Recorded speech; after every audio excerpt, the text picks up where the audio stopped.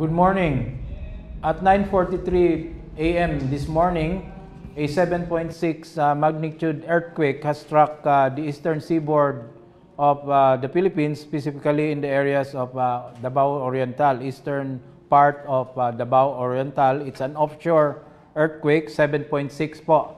So right now, as we speak, a tsunami warning has been issued, urging people in the coastal communities of the following provinces to immediately evacuate to higher grounds or move further inland. So Eastern Samar, Dinagat Island, Davao Oriental, Southern Leyte, Surigao del Norte, Leyte, and Surigao del Sur. So owners of boats in harbors and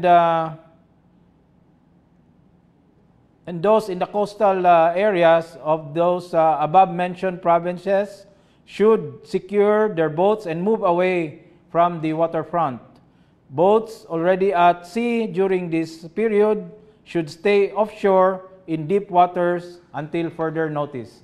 So as we speak, information from PHIVOLCS state that the first wave is expected between 9:43 up to 11:43 a.m.